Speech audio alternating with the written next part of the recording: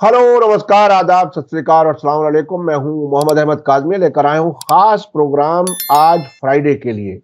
South Asia पर नजर सैयद अली मुश्तबा के साथ। सैयद अली मुश्तबा साहब हमेशा हर फ्राइडे के लिए हमारे लिए वक्त निकालते हैं और तमाम जो भारत के पड़ोसी मुल्क हैं, साउथ एशियन मुल्क, दक्षिण एशियाई मुल्क, उनकी खबरों पर नजर रखते हैं और इस पूरे प्रोग्राम को हम उन्हीं खबरों पर फोकस रखते हैं, जिसमें अफगानिस्तान, पाकिस्तान, बांग्लादेश, श्रीलंका, नेपाल, इन तमाम मुल्कों की खबरों को इकट्ठा लाते हैं। कोशिश करते हैं कि आपको पूरा एक खाका समझ में आ जाए कि इस क्षेत्र में, इस इलाके में क्या कुछ हो रहा है। आज फिर एक बार हम अफगानिस्तान में से कई खबरें हैं, उन पर बात करेंगे। तालिबान सरकार एक तरह से दिन ब दिन मजबूत होती जा रही है, उसमें स्टेबिलिटी आ रही है, उसके बारे में हम बात करेंगे।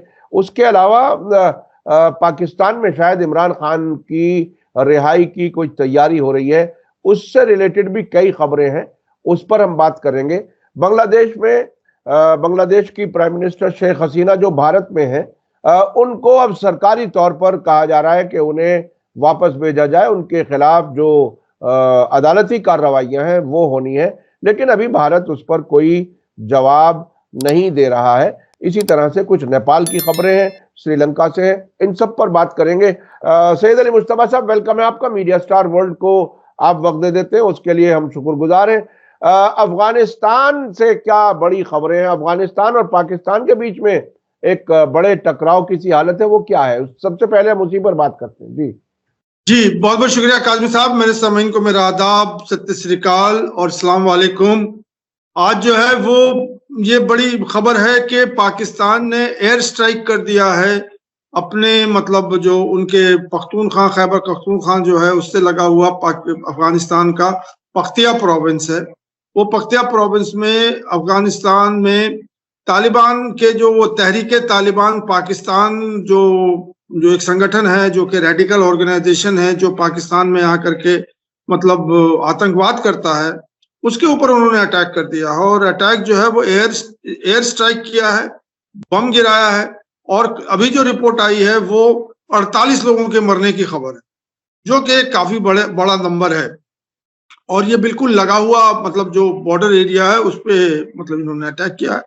और ये जो मतलब अटैक किया है, तो पाकिस्तान का कहना है कि जो तहरीके TTP जो है, तहरीके तालिबान पाकिस्तान जो है, वो वहीं पे जो इनके आतंकवादी हैं वहां पे वो शेल्टर लिए हुए थे। उसमें कुछ फैमिलीज में भी जो है बच्चे भी मरे हैं, कुछ औरतें भी मरी हैं।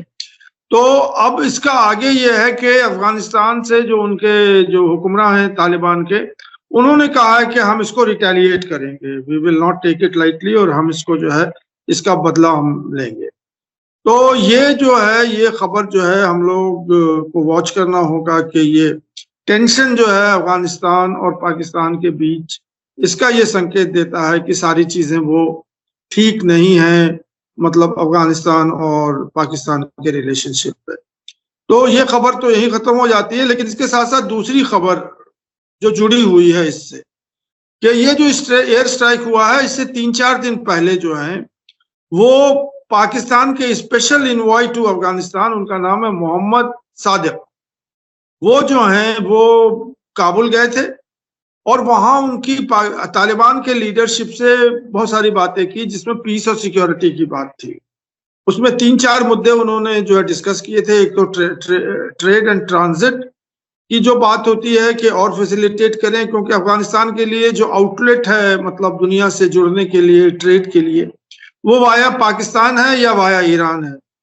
तो ईरान तो अलग एक बात आ जाती है। जो पाकिस्तानी कॉरिडोर है, इसमें भी हमेशा जो है वो मतलब एक टेंशन बना रहता है, और बहुत लंबा चौड़ा जो है ट्रक का कन्वॉय जो है वो आकर के रुक जाता है और फिर वो क्लियरेंस होता है। कभी वहां टेंशन भी आ जाती है, कभी वो क्लोज भी हो जाता है। तो इन सब टेंशन को दूर करने के लिए ये मुज़ाकरात करने गए थे और बातचीत किया था वहां पे उन्होंने। दूसरी बात जो है वो सिक्योरिटी की और पीस की बात कर रहे थे कि अफगानिस्तान में जो है और पाकिस्तान के जो सिक्योरिटी कंसर्न है, जैसे कि अभी जो बाद में अभी जो स्ट्राइक हुआ है उसके लिए। लेकिन एक बहुत बड़ी बात जो है वो अफगानिस्तान की तरफ से पहल हुई है जिसपे पाकिस्तान ने अभी कोई मतलब अपना रिएक्शन नहीं दिया है, वो अफगानिस्तान के जो नुमाइंदे हैं, मतलब सबीकुल्लाह मुजाहिद साहब जो हैं और भी जो लोग हैं वहां पे जो उनके स्पोक्समैन हैं, उन्होंने डिमांड किया है कि हमें भारत जाने का एक्सेस दीजिए पाकिस्तान से, क्योंकि भारत आने का जो एक्सेस है वो सिर्फ पाकिस्तान के थ्रू है और कहीं नहीं। क्योंकि भारत उनको अगर आना है, इंडिया को आना है, वो चाहते हैं कि हम इंडिया जो है मतलब एक नॉर्मल तरीके से वाया पाकिस्तान वाघा बॉर्डर से होते हुए हम इंडिया आ जाए। और उसके लिए उन्होंने रेसिप्रोकल गेस्चर पेश किया है कि अगर पाकिस्तान सेंट्रल एशिया जाना चाहते हैं, उज्बेकिस्तान जाना चाहते हैं, मतलब जो नेबरिंग प्रोविंसेस हैं या नेबरिंग कंट्रीज हैं अफगानिस्तान के, तो हम उनको पाकिस्तान को एक्सेस देंगे और पाकिस्तान जो है वो अपने ट्रेड और कॉमर्स और जो भी कुछ है उसके लिए वहां जा सकते हैं। मतलब सेंट्रल एशियन रिपब्लिक जो कि अफगानिस्तान से मतलब जुड़ा हुआ जिनका बॉर्डर लगता है, वो आमू दरिया है, आमू दरिया के उस पार जो है से वो सेंट्रल एशियन आ जाते हैं, और कुछ जो है वही डिमार्केशन लाइन है, उस पार जो है सेंट्रल एशिया है, इस पार जो है अफगानिस्तान। तो ये बड़ी बात हुई है भारत के हवाले से कि अफगानिस्तान बहुत ही मतलब क्या कहते हैं बेताब है इंडिया आने के लिए, और उसकी चाबी जो है वो पाकिस्तान के पास है, और उधर जो है पाकिस्तान बेताब है सेंट्रल एशिया के जाने के लिए, उसकी चाबी अफगानिस्तान के पास है। तो ये जो खबरें हैं ये खबरें बड़ी अहम हैं, मतलब 2-3 खबरें जो हैं ये बड़ी अहम है। तो इससे तो एक चीज और भी महसूस होती है कि हमारी मोदी सरकार जो है वो तालिबान के जरिए प्रेशर डलवा रही है, क्योंकि भारत के इंटरेस्ट है उसमें बाकायदा। भारत ने कई बार ये कोशिश की, एक जमाने में पाकिस्तान और भारत के बीच में भी ट्रकों के जरिए काफी ट्रेड होता था, वो ट्रेड रुका हुआ है, और अफगानिस्तान जाने के लिए भारत को मुंबई से जाना होता है ईरान के चाबहार, और वहां से बाई रोड जाना होता है। तो भारत भी इसका मतलब कहीं ना कहीं तालमेल किए हुए है तालिबान सरकार के साथ। ये दोनों का म्यूचुअल इंटरेस्ट है, जाहिर है। जी बिल्कुल सही कह रहे हैं। जी। तीसरी खबर जो अफगानिस्तान से है, ये अफगानिस्तान के बढ़ते हुए रिश्ते दुनिया से है कि सऊदी अरेबिया ने अपना काउंसलर जो है एक्सेस वो काबुल में खोल दिया है। अभी तक जो है वो मतलब उनकी जो एम्बेसी और काउंसलर जो चीजें चल रही थी अफगानिस्तान के हवाले से, अफगानिस्तान के लोग जो है जो हज करने जाना चाह रहे थे या उम्रा करने जाना चाह रहे थे, उन्हें पाकिस्तान जाकर के वीजा लगवाना पड़ता था। अब सऊदी अरेबिया ने डायरेक्ट अपना काबुल में जो है वो काउंसलेट जो है खोल दिया है, और उनके जो स्पोक्समैन है तालिबान के, उनका नाम है आमिर खान है उनका नाम, वो फॉरेन ऑफिस के स्पोक्समैन है, दोहा में रहते हैं। उन्होंने कहा कि अब बहुत जल्दी हम भी जो है रेसिप्रोकल गेस्चर में हम जो है रियाद में अपनी जो है काउंसलर और या एम्बेसडर या जो भी कुछ है, हम भी अपना जो है वो वहां पे वो खोलने वाले हैं। तो ये तालिबान और अफगानिस्तान और इनके खबरों का जो है ये 2-3 जो ताजा खबरें हैं वो ये अफगानिस्तान और एक कंधार से भी कोई खबर थी भारत के कॉन्सुलेट पर। जी, वो ऐसा है कि कंधार में जो है जो खबर ये है कि इंडिया के जो कॉन्सुलेट है जिसपे अफगानिस्तान के लोग ही काम कर रहे हैं, और वो सिर्फ टेक्निकल स्टाफ हैं, वो सिक्योरिटी गार्ड होंगे या 1-2 लोग और होंगे, उनके ऊपर जो है वो कुछ टेररिस्ट लोगों ने अटैक कर दिया। उसमें कोई मरा नहीं है, बल्कि वो एक सिंबॉलिकली जो है वो टेरर अटैक हुआ वहां पे, जो इंडियन एम्बेसी पे हुआ, और उसमें कुछ लोग जख्मी वगैरह हो गए हैं, खबर यही है। और उसके आगे ये है कि इंडिया के एमएई ने जो है मिनिस्टर ऑफ एक्सटर्नल अफेयर्स ने इसको कहा कि हाँ हम लोग इस खबर को वॉच कर रहे हैं और हम लोग इस पर रिएक्ट करें। तो ये भी एक खबर है, क्योंकि भारत का जो इस्टेब्लिशमेंट है उस पर अटैक हो रहा है, तो ये तो एक बड़ा सिंबॉलिक है, भले ही सिंबॉलिक हो, लेकिन अटैक तो हो गया। ये खबर बहरहाल बिल्कुल भारत के खिलाफ उसे एक्टिविटी तो माना ही जाएगा, जरूरी। बिल्कुल डिप्लोमेसी में ये बहुत ही अहम होता है सियासत में कि वो उसकी पहचान भारत के कॉन्सुलेट की है। वहां पर अफगान थे, काम कर रहे थे, उन पर हमला हुआ, लेकिन उसमें भारत का बहरहाल एक तरह से नफरत जाहिर करने की कोशिश की गई, ऐसा लग रहा है। अच्छा, पाकिस्तान से क्या खबर है? पाकिस्तान इमरान खान छूटेंगे नहीं छूटेंगे, क्या हालचाल है? अब तो काफी टाइम हो गया उनको, एक तरह से अमेरिका बहादुर के इशारे पर जो एक तरह से सजा दी गई थी इस इम्पोर्टेड सरकार से, तो वो क्या कुछ है, क्या क्या आखिर क्या होने वाला है? अब खबर जो है वो पॉजिटिव ही बनती जा रही है इमरान खान से। और हमने पिछले भी प्रोग्राम में शायद कहा था, एक पेशेंट गोई की थी कि अब इमरान खान बहुत जल्दी जेल से निकलेंगे और उनके रास्ते जो हैं अब वो हमवार हो रहे हैं। तो अभी जो नई खबर है, खबर पे चलते हैं कि जो या तो अमेरिका के प्रेशर पे या फिर आर्मी के प्रेशर पे शहबाज शरीफ ने एक कमेटी बनाई है। उस कमेटी में जो उनके स्पीकर हैं, उनका नाम है शायद सादिक।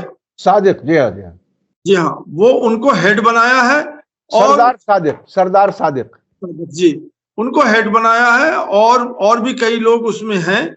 और वो लोगों ने मिलकर के एक कमेटी बना करके वो तहरीक इंसाफ पार्टी, इमरान खान की जो पार्टी है, उससे वो नेगोशिएट करने के लिए अब सरकार तैयार हो गई है, शहबाज शरीफ तैयार। अब वो उनका जो मतलब रिजिडनेस था कि हम तहरीक इंसाफ को नहीं मानते हैं या हम उनसे बात नहीं करेंगे, वो मुजाहरे करते रहे, हम जो है अपनी हुकूमत चलाते रहेंगे, इसमें अब बहुत नरमी आ गई है। और बताया यही जा रहा है कि ये जो नेगोशिएशन होगा या जो भी डील होगी, जो भी होगा पीटीआई की तरफ से, उसके बाद इमरान खान रिहा हो जाए। वो कितनी जल्दी होगा, कितनी देर होगा, तो जैसे होगा वैसा होगा, हम बताएंगे। लेकिन अभी जो है वो शहबाज शरीफ की सरकार राजी हो गई है एक नेगोशिएशन करने के लिए पीटीआई से। तो ये खबर है। अब इसके आगे एक और खबर है इमरान खान के हवाले से और अमेरिका के हवाले से, क्योंकि अमेरिका जो है, आपको याद होगा कि उसी ने पनिशमेंट दिया था इमरान खान को रशिया में जाकर के, वो जो भी कुछ कर रहे थे उसकी वजह से। अभी अमेरिका में जो यूक्रेन जंग जिस दिन शुरू हुई थी उस दिन इत्तेफाक से वो मॉस्को में थे। जी जी जी जी, वो सब याद है आपको। हाँ। अभी क्या है, वो ट्रम्प सरकार के एक मतलब बाकायदा इन्वॉय बने हैं, उनका नाम है रिचर्ड जनरल। वो पिछले ट्रम्प सरकार में उनके मिनिस्टर थे। वो अभी उनको स्पेशल एनवॉय बना दिया गया है ट्रम्प सरकार के, जो कि पीस मिशन के लिए अलग अलग जगहों पे, मतलब जो दुनिया में मतलब वो हो रहा है, कॉन्फ्लिक्ट हो रहा है, वहां अमेरिका के इन्वॉय बन करके वो जाएंगे और वहां पे उनसे बात करेंगे कैसे पीस बहाल। उनके जो है सोशल मीडिया में 3-4 बार जो है वो ट्वीट हुआ है उनकी तरफ से, या जिसको जो भी कह दीजिए, उनका स्टेटमेंट आ रहा है कि फ्री इमरान खान और Imran Khan must be free. तो कहने का मतलब है कि अब अमेरिका ने और ट्रम्प सरकार ने मोहर लगा दी है कि इमरान खान को फ्री करना है। क्योंकि जाहिर सी बात है कि उनके इन्वॉय जब बोल रहे हैं तो इसका मतलब है कि वो जो ट्रम्प है उनका कंसेंट हो गई, और उनके कंसेंट के तो वो तो कोई स्टेटमेंट दे नहीं सकते हैं। तो अब अमेरिका का इन्वॉल्वमेंट हो रहा है। हमने आपसे पहले भी कहा था कि अमेरिका का भी इन्वॉल्वमेंट हो रहा है कि अब भाई सजाए हो गया, बहुत दिन हो गए, इतने दिन आपने जो गुस्ताखी की थी उसकी सजा आपको दे दी गई है, अब आपको निकालने की कोशिश हो रही है। तो ये अगर दोनों को, मेरे ख्याल में इसी वजह से शहबाज शरीफ राजी भी हो गए हैं कि नेगोशिएटेड सेटलमेंट के बाद जो है इमरान खान को निकाल दें।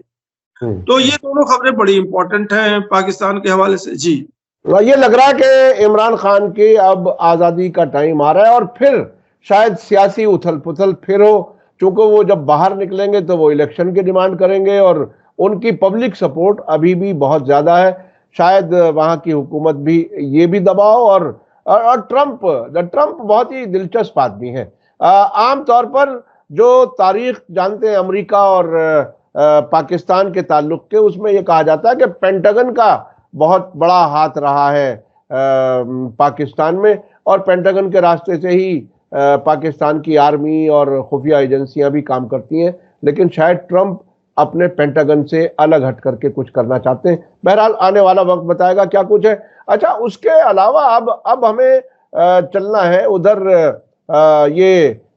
बांग्लादेश की तरफ। बांग्लादेश में शेख हसीना वाला मामला जो है अच्छा खासा गर्मा रहा है। लगता है कि गुस्सा आने ही वाला है ढाका में बैठे हुए लोगों को। नहीं, देखिए अभी तो हम लोग उस खबर पे आएंगे, बहुत जल्दी आएंगे। पहले पाकिस्तान की एक खबर और बहुत जरूरी है, वो ये है कि जो 9 मई 2023 को जो दंगे हुए थे पाकिस्तान में, पीटीआई वालों ने किए थे, उनके मतलब इमरान खान को अरेस्ट हो जाने के बाद, वो तो कहानी मालूम ही है। उसकी ट्रायल चल रही है, वहां पे चल रही थी, जो कि इख्तिताम पे आ गई है और उसमें सजा भी तय हो गई। और उसमें 25 पीटीआई वालों को मिलिट्री कोर्ट ने 2 से 10 साल की सजा दे दी है इम्प्रिजमेंट, रिगरस इम्प्रिजन। और कोई एक 10 या 12 लोग जो हैं, 15 लोग जो हैं, उनको अभी और भी उनके ऊपर चार्जेस फ्रेम होने हैं और उनके ऊपर जो है वो सजा वगैरह फ्रेम करनी। अब इसके ऊपर जो है वो काफी वहां सियासत गर्मा गई है और इंटरनेशनल लेवल पे जो ह्यूमन राइट्स है, उन्होंने कहा कि एक डेमोक्रेटिक कंट्री में, भाई शहबाज शरीफ की सरकार जो है वो डेमोक्रेटिक कंट्री तो है, तब पाकिस्तान तो अब on paper is a democratic country, इसीलिए IMF का लोन भी मिला है। लेकिन अब यहाँ मिलिट्री डिसाइड करेगी कि किसको कितनी सजा दे, तो ये तो डेमोक्रेटिक कंट्री नहीं है। तो ये विरोधाभास के लिए पहले तो ह्यूमन राइट्स कमीशन ने कहा कि ये जो डेमोक्रेटिक कंट्री के अंदर मिलिट्री का जो डिक्टेटरशिप का जो इंटरवेंशन है, ये बिल्कुल वाहियात है और ये जो सजा दी है ये बिल्कुल मतलब गलत है। और यूनाइटेड नेशन ने भी इसके ऊपर रिजेंटमेंट किया है और उन्होंने कहा कि मतलब ये डेमोक्रेटिक कंट्री के अंदर ऐसी चीजें नहीं चल सकती हैं। लेकिन हमारे और आपके लिए यही है कि डेमोक्रेटिक कंट्री भी है जहां के मिलिट्री जो है वो सिविलियन को सजा दे दे। जी प्रोटेस्ट किया है वो कंट्रास्ट बहरहाल वहां है कि डेमोक्रेसी, जमहूरियत वहां बहुत ही कमजोर रही है आजादी के बाद से ही। अच्छा खासा लंबा अरसा ऐसा रहा है कि या तो डायरेक्ट वहां की फौज ने हुकूमत की है या हुकूमत के पीछे वो फौज ही खड़ी रही है और उन्हीं के इशारों पर हुकूमतें हुई हैं। बहरहाल वो उनका अपना मामला है। अब बांग्लादेश की खबरों की तरफ चलेंगे। बांग्लादेश में शेख हसीना वाला मामला जो है, खबर यह है कि ऑफिशियली जो एडवाइजर सरकार है उसने एक बाकायदा लेटर जो है गवर्नमेंट ऑफ इंडिया को दिया है, जिसकी तस्दीक भी गवर्नमेंट ऑफ इंडिया ने कर ली है कि हमने रिसीव कर लिया है वो लेटर। और उस लेटर में ये लिखा गया है कि हसीना वाजिद को जो है, आप हमारे यहाँ वो मुजरिम है, क्रिमिनल है, उनको आप एक्स्ट्राडिट कीजिए फ्रॉम इंडिया और उनको ढाका भेजिए, उनको बांग्लादेश भेजिए। वो 2013 का रेफरेंस दे रहे हैं। संधि जो एग्रीमेंट हुई थी, मतलब एक्स्ट्राडिशन ट्रीटी जो है इंडिया और बांग्लादेश की एग्जिस्ट करती है, वो 2013 में और 2016 में उसका रेटिफिकेशन हुआ। वो उसके हवाले से हसीना वाजिद को मांग रहे हैं बांग्लादेश। अब इंडिया ने उसके ऊपर रिएक्शन तो नहीं दिया है, लेकिन हमारी मीडिया जो है वो तो मतलब वक्त से आगे बढ़ जाती है। तो उसने कह दिया कि साहब वो जो एक्स्ट्राडिशन ट्रीटी है वो तो ठीक है, लेकिन वो तो क्रिमिनल के लिए है जो कि उग्रवादी हैं। शेख हसीना जो है वो पॉलिटिकल प्रिजनर हैं। उसका क्लॉज 6 और क्लॉज आउट 8 में जो है वो ये लिखा हुआ है कि कोई अगर पॉलिटिकल प्रिजनर है तो उसको इंडिया मतलब चाहे तो अपने यहाँ रख, पॉलिटिकल पर्सनालिटी अगर है तो हाँ, तो उसको इंडिया अपने यहाँ रख सकता है और एक्स्ट्राडिट नहीं कर सकता है। तो अभी तो ये सब तो लेके उड़ रहे हैं इंडिया के वाले, और लेकिन अभी हमें जो इन सारी खबरों से यही लग रहा है कि इंडिया जो है वो शेख हसीना को अभी भी बचाना चाहती है और हमें लगता है कि कुछ जोड़ तोड़ करके फिर से उसको प्राइम मिनिस्टर बना दे, भले ही जो है उसके 100% जो डेमोक्रेटिक मतलब एक कू करा दे और हसीना वाजिद को बना बैठा दे। क्या होगा नहीं होगा मैं नहीं जानता हूँ। हिंदुस्तान के जो गवर्निंग क्लास है, जो हिंदुस्तान की रूलिंग एलीट है, उसकी सिंपैथी जो है वो हसीना वाजिद के पास है, भले ही वो क्रिमिनल हो अपने कंट्री में या उन्होंने जेनोसाइड कराया हो या जो भी कुछ उनके ऊपर चार्जेस है। तो ये बात तो खुल के आ रही है अभी जो, अब वो क्या होगा आगे, इंडिया उनको एक्स्ट्राडिट करेगी कि उनको रोकेगी, ये तो वक्त ही बताएगा। लेकिन वक्त जो है मतलब अभी जो बात हो रही है ये बात चल रही है। हाँ, शेख हसीना के खिलाफ जो है वो एक तरह से फंदा जो है वो गले की तरफ आ रहा है। उनको बहरहाल बुलाने की कोशिश है। अब आने वाले वक्त में क्या कुछ होगा वो आगे बताएंगे। जब बांग्लादेश और पाकिस्तान के बीच में ट्रेडिंग की भी कुछ खबरें आ रही हैं, वो क्या है, देखिए पूरा भारत घुमा करके कराची से जहाज चले और श्रीलंका के नीचे से होता हुआ जाए उधर, अच्छा खासा लंबा रूट है। खर्चा भी काफी हो रहा होगा, लेकिन क्या कुछ पाकिस्तान और बांग्लादेश के बीच में क्या कुछ हो रहा है? अच्छा चलिए पहले इसको ही डिस्कस कर लेते हैं। एक और खबर थी जो हसीना वाजिद के रिलेटेड जो खबरें हैं वो, उसको मैं पहले मेरे दिमाग में भी आ रहा, पहले उसकी बात कर ले। ये देखिए अभी जो है वो जो इंटरिम सरकार है या एडवाइजरी सरकार है जो कुछ है, उसके मिनिस्टर लोग जो हैं कुछ बड़े अनाप शनाप जो है वो स्टेटमेंट, एंटी इंडिया स्टेटमेंट दे रहे हैं। तो हमारे जो रणधीर जायसवाल हैं MEA के मतलब स्पोक्स पर्सन, उन्होंने बड़ी सख्त तौर पे वो बरसे हैं और उन्होंने कहा कि मतलब वो वार्न किया है बांग्लादेशी लीडरशिप को और उनके मिनिस्टर को कि वो एंटी इंडिया बयान ना दें और रिस्पॉन्सिबली काम करे। और उसमें एक बात और उन्होंने बड़ी अच्छी कही है जो कि इंडिया और बांग्लादेश के फेवर में है, जिसमें उन्होंने कहा कि हम इंटरिम सरकार को या एडवाइजरी सरकार को मानते हैं, इसीलिए हमारे फॉरेन सेक्रेटरी वहां गए थे और इंटरिम सरकार के लोगों से उन्होंने बातचीत की। तो उसी तरह से रेसिप्रोकल गेस्चर जो है वो बांग्लादेश भी दिखाए। और बांग्लादेश ने कुछ जो सरकार है वो ये कह रहे हैं कि त्रिपुरा जो है वो हमारा स्टेट है, हमारी टेरिटरी है, और कुछ वेस्ट बंगाल की भी कुछ टेरिटरी वो मांग रहे हैं, ये कर रहे हैं। तो बाद में वो ट्वीट जो थी या जो भी उनका जो सोशल मीडिया पे जो पोस्ट था उसको उन्होंने डिलीट कर दिया। लेकिन एक कंट्रोवर्सी तो खड़ी हो गई जिसके ऊपर जो है हमारे मतलब जो एक्सटर्नल अफेयर के मिनिस्ट्री के स्पोक्समैन है उन्होंने एक बयान दिया। अब आ जाइए पाकिस्तान के और बांग्लादेश के बढ़ते हुए रिश्ते।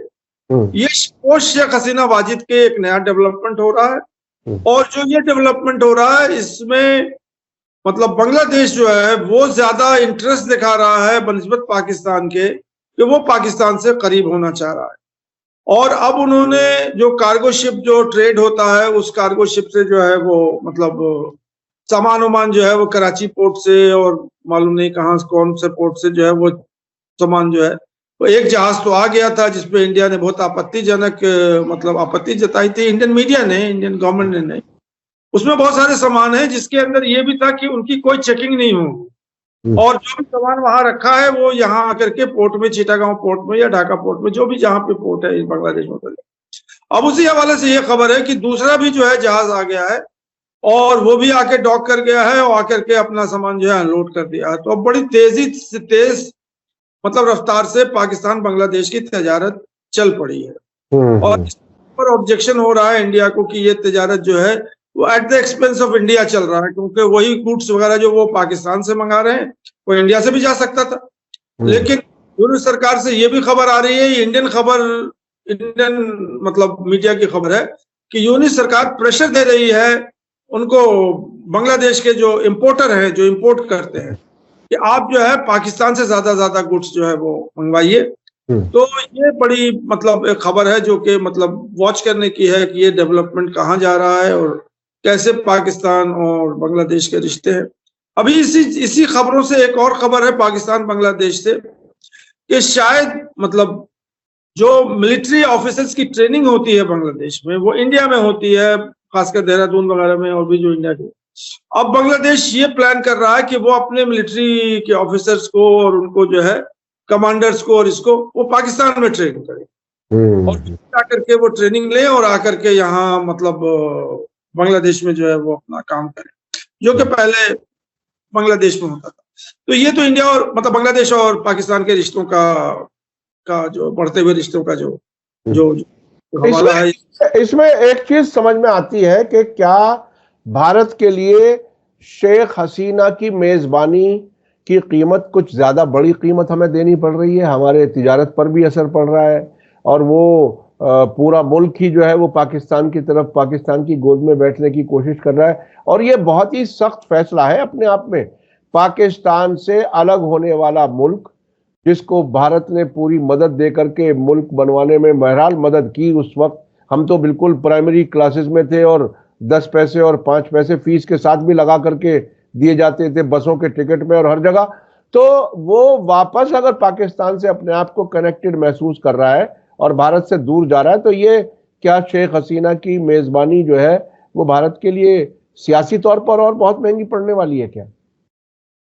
देखिए, ये सवाल का जवाब जो है, जो हमारे चाणक्य लोग जो बैठे हुए हैं, भारत को चला रहे हैं, भारत की तकदीर का जो है फैसला कर रहे हैं, उनके पास ही जवाब है कि वो कहाँ ले जा रहे हैं।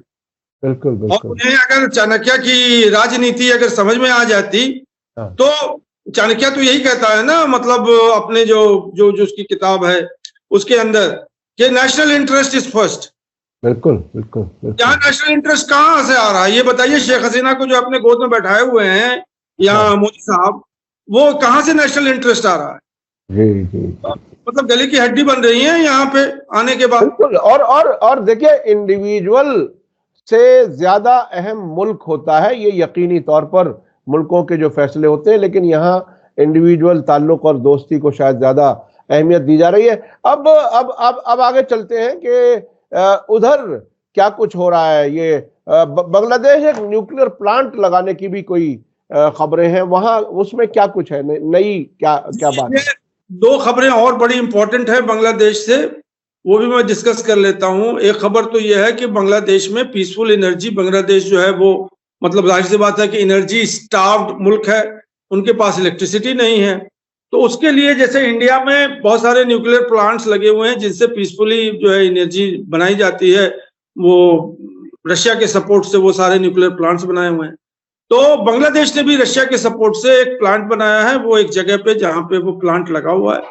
अब जो बात आ रही है कि वो उसका जो कॉन्ट्रैक्ट है वो शेख हसीना वाजिद के किसी रिलेटिव को मिला हुआ है, और उसमें जो है बहुत बड़ा करप्शन और बहुत बड़ा स्कैम इन लोगों ने देखा, एडवाइजरी सरकार ने, कि इसके अंदर जो है बहुत करप्शन है। और वो करप्शन इसलिए है कि वो शेख हसीना वाजिद उसके ऊपर से पर्दा मतलब लगाई हुई थी। तो अब जो एडवाइजरी सरकार है उसने रशिया से, और शायद इंडिया भी उसमें इन्वॉल्व है, और उनसे कहा कि ये जो न्यूक्लियर एनर्जी का जो मैटर है इसको हम स्क्रैप करना चाह रहे हैं। तो इस पर रशिया की तरफ से स्टेटमेंट आ गया है। उन्होंने कहा कि हमारा कोई भी सारी चीजें जो डीलिंग है वो पूरी ट्रांसपेरेंट है और हम लोगों की तरफ से कोई करप्शन नहीं है, और उन्होंने अपना पल्ला जो है झाड़ लिया है कि हम कोई करप्शन की तरफ नहीं है। लेकिन प्लांट तो बांग्लादेश में लगा हुआ है और एक्टिविटी जो है बांग्लादेश में हो रही है। तो अब ये जो इंटरिम सरकार है वो उसको स्क्रैप करना चाहती है। वो इसलिए स्क्रैप करना चाहती है कि उसमें शेख हसीना के रिलेटिव का मामला है। आपको याद होगा कि अभी एक हफ्ता या 2-3 हफ्ते पहले जो इंटरनेट प्रोवाइडर है इंडिया के नॉर्थ ईस्ट में, वो बांग्लादेश में उसका हब है, और वहीं से जो है वो जो कनेक्टिविटी होती है, साइबर कनेक्टिविटी, वो बांग्लादेश से ही जो है वो जाता है, मतलब वो क्लोजनेस है मतलब वहां से। तो उसमें भी जो साइबर से सब जो एयरटेल वगैरह हैं, जो भी कुछ प्रोवाइडर है, एयरटेल के नाम नहीं ले रहा हूं मैं, जो बांग्लादेश के काउंटर पार्ट है, वो उसको प्रोवाइड कर रहे थे इंडिया के नॉर्थ ईस्ट में। वो भी शेख हसीना के जो है वो जानने वाले थे या रिश्तेदार थे, कुछ थे। उसके ऊपर भी उन्होंने जो है बांग्लादेशी इंटरिम सरकार ने मतलब रोक लगाया है, उसको स्क्रैप करने की कोशिश की है। तो ये सब चीजें जो हैं वो चल रही हैं बांग्लादेश के अंदर। एक और जो खबर है जो बहुत इंटरेस्टिंग है और बहुत कंट्राडिक्टरी है कि बांग्लादेश ने जो है वो इंडिया से 50,000 टन वीट जो है, गेहूं मंगवाया है अपने मतलब डोमेस्टिक कंजम्पशन में, डोमेस्टिक खाने के लिए 50,000 टन, जिसका कंसेंट जो है इंडिया ने दे दिया है। और इंडिया जो है वो 50,000 टन वीट बांग्लादेश को देगी। तो ये सारी चीजें बड़ी कॉम्प्लेक्स हैं कि एक तरफ तो मतलब लड़ाई भी है और मतलब बेरुखी भी है और एक तनाव का भी मामला है, दूसरी तरफ से जो है वो आश्रित भी इंडिया के ऊपर है। मैं अपने सामाइन को ये बताना चाह रहा हूँ कि देखिए बांग्लादेश की जो ज्योग्राफी है वो बहुत मुख्तलिफ है पाकिस्तान से, और बांग्लादेश का 94% लैंड मास जो है, जो धरती है, वो इंडिया से मिलती है, और सिर्फ 6% जो है जो धरती उसकी है वो समुद्र में जाके गिरती है। तो इसीलिए तो इंडिया की विक्ट्री 1971 में जो बहुत इजी हो गई थी कि वॉक इन द पार्क, जैसे आप पार्क में वॉक करते हैं वैसे आप बांग्लादेश में जा सकते हैं, क्योंकि 94% जो बॉर्डर है इंडिया का और बांग्लादेश का वो एक साथ मिला हुआ है। और अभी भी इतने जमाने से 50 साल से फेंसिंग हो रही है, वो फेंसिंग अभी तक पूरी नहीं हुई है। और मतलब वो किस वजह से पूरी नहीं हुई है वो तो वही लोग जानते हैं जो फेंसिंग कर रहे हैं। तो बांग्लादेश तो इंडिया के लिए मतलब क्या कहें हम उसको, वही वॉक इन द पार्क है। जब चाहे तो बांग्लादेश घूम लिया, जब चाहे तो इंडिया आ गए। तो बांग्लादेश के जो सिटीजन हैं या उनके जो ओहदेदार हैं, उन्हें इस बात का जब वो कमिटमेंट मतलब इंडिया से जो झगड़ों की बात करते हैं और उनके इंडिया से जो है कोई रिजनमेंट की बात करते हैं, तो इस बात को भूल जाते हैं कि वो पाकिस्तान नहीं है, वो बांग्लादेश ही है।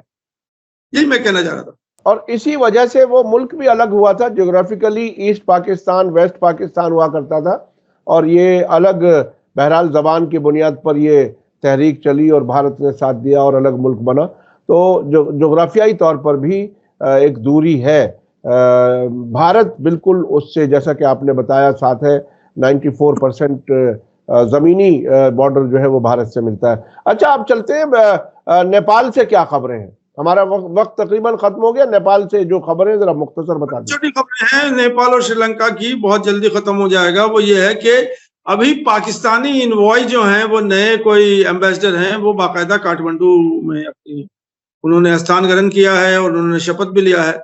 और वो गए थे मिलने के लिए वहां के प्राइम मिनिस्टर नेपाल से केपी शर्मा ओली साहब के पास, और ओली साहब ने उनसे बहुत सारी बातें की, और जो होते हैं ट्रेड कॉमर्स ये वो इधर उधर। लेकिन जो खास बात ये थी कि ओली साहब ने पाकिस्तानी एम्बेसडर के साथ सार्क की गुफ्तगू छेड़ दी, और उन्होंने कहा कि बहुत सारे प्रॉब्लम जो हैं वो पेंडिंग पड़े हुए हैं, बिना सार्क के वो पॉसिबल ही नहीं है। तो सार्क का रिवाइव होना बहुत जरूरी है। और यही चीज जो है वो अभी जो यूनाइटेड नेशन में जो उनका एनुअल जो होता है कॉन्फ्रेंस, उसके भी साइडलाइंस पे जो नेपाल के प्राइम मिनिस्टर हैं केपी शर्मा ओली, और इंटरिम सरकार जो है आपके यूनुस सरकार, यहाँ की यूनुस साहब, मोहम्मद यूनुस जो बांग्लादेश के हैं, वो लोग भी मिलकर काफी देर तक बात की उन्होंने। तो ये जो सार्क का मामला है वो अब उसका बेड़ा जो हमें लग रहा है कि वो नेपाल, बांग्लादेश और पाकिस्तान, ये तो एक कैंप में आ गया है, और ये लोग सार्क को फिर से जो है वो रिवाइव करने के लिए लगे हुए हैं। अब ये देखना है कि इंडिया इस पे हामी भरेगा कि नहीं भरेगा। इंडिया पाकिस्तान इंडिया के पास वो उसकी चाबी है, इसलिए कि हमें, आपको याद है कि जब आखिरी जो सरबराह कॉन्फ्रेंस होने वाली थी, South Asian Association for Regional Cooperation, SAARC, तो वो इस्लामाबाद में होने वाली थी और भारत ने उसमें शरीक होने से इनकार कर दिया था, और उसके बाद ही वो एक तरह से ठंडे बस्ते में चला गया, और इलाकाई ताउन बढ़ाने का एक अच्छा प्लेटफॉर्म था यकीनी तौर पर। मेरा तो अपना समझना यही है कि ये जो बड़ी ताकतें होती हैं वो पड़ोसी मुल्कों को आपस में अच्छे ताल्लुकात नहीं रखना चाहती, कहीं ना कहीं इशारे हो जाते हैं और इस तरह की चीजें वापस पीछे की तरफ चली जाती हैं। अच्छा, श्रीलंका से क्या खबर है? श्रीलंका से बड़ी छोटी खबर है, वो ये है कि हमारे अमूल जो गुजरात में जो कोऑपरेटिव सोसाइटी है, जिसने इंडिया के अंदर जो है वो मिल्क रेवोल्यूशन लेके आई थी और आई है, और हम लोग सब जो है अमूल का प्रोडक्ट इस्तेमाल कर रहे हैं। इन्होंने कुछ अपनी बिडिंग की थी श्रीलंका में, और वो वहां के डेयरी प्रोडक्ट्स को जो है वहां पे पूरा रिफॉर्म करना चाह रहे थे। और एक तरह से जो बात ये थी कि वहां के पूरा डेयरी सोसाइटी को गवर्नमेंट से वो खरीदना चाह रहे, अमूल जो कोऑपरेटिव सोसाइटी है उसके ऊपर अभी जो है वो पिछली जो सरकार थी रनिल विक्रमसिंघे ने, उसने रजामंदी दे दी थी। लेकिन अब जो नई सरकार आई है अनुराग दिशानायके के, जो कुमार दिशानायके के, इन्होंने इसको स्क्रैप कर दिया है और कहा कि हम जो है अपने नेशनल एसेट्स को नहीं बेचेंगे, और कोई भी नेशनल एसेट जो है किसी मतलब एक्सटर्नल कंट्री को या फॉरेन कंट्री को नहीं जाएगा। और अमूल जो है अब वो श्रीलंका नहीं जा रहा है। और पहले बात ये थी कि अमूल जो है वो मतलब श्रीलंका में जाकर के अपनी डेयरी एक्टिविटी करेगा। इसमें पता कि अभी जो अरुणा दिशानायके आए थे दिल्ली में अपनी विजिट में, तो उसमें इसकी उन्होंने चर्चा भी नहीं की, मतलब इंडिया ने, क्योंकि उन्हें अगर जरूरत होता तो वो इंडिया के गवर्नमेंट के थ्रू बात करते, फिर आगे बात होती। बिल्कुल, तो ये है वहां पे अभी तो। हाँ, इसका मतलब यह है कि वहां अभी प्राइवेटाइजेशन उस भयंकर तरीके से नहीं पहुंचा है जैसे हमारे यहाँ हो रहा है, हर चीज बेची जा रही है, ऐसा अभी वहां शायद नहीं हो रहा है। बहुत बहुत शुक्रिया सैयद अली मुश्तबा साहब, आप पूरे इस इलाके के तमाम मुल्कों की खबरों को एक साथ इस प्रोग्राम में देते हैं, हम उसके शुक्रगुजार हैं। और हमारे देखने वाले खास तौर पर अफगानिस्तान की खबरों पर कुछ ज्यादा नजर रखना चाहते हैं, क्योंकि वहां अभी भी तालिबान की सरकार को दुनिया के मुल्कों ने रिकॉग्नाइज नहीं किया, लेकिन कारोबार कई मुल्कों ने शुरू कर दिया। चीन ने कॉपर खरीदना शुरू कर दिया, ईरान भी वहां रेल लाइन बिछाने की बात करता है चीन तक, और कई मुल्क हैं जो काफी नजदीक आए। मॉस्को, खासतौर पर रूस ने भी अपने ताल्लुकात बेहतर किए, और दर्जन से ज्यादा मुल्कों में उनकी एम्बेसियां काम कर रही हैं। ऐसी खबरें अब से पहले आपने दी। बहुत बहुत शुक्रिया सैयद अली मुश्तबा साहब। इसी के साथ मुझे दीजिए इजाजत। धन्यवाद, शुक्रिया। जय भारत, जय हिंद। मीडिया स्टार वर्ल्ड के और वीडियो देखने के लिए हमारे चैनल को सब्सक्राइब करें और सीधे नोटिफिकेशन पाने के लिए बेल आइकन दबाएं। और अगर हमारी खबर सच्ची और अच्छी लगे तो अपने व्हाट्सएप, इंस्टाग्राम, फेसबुक और ट्विटर अकाउंट पर ज़रूर शेयर करें।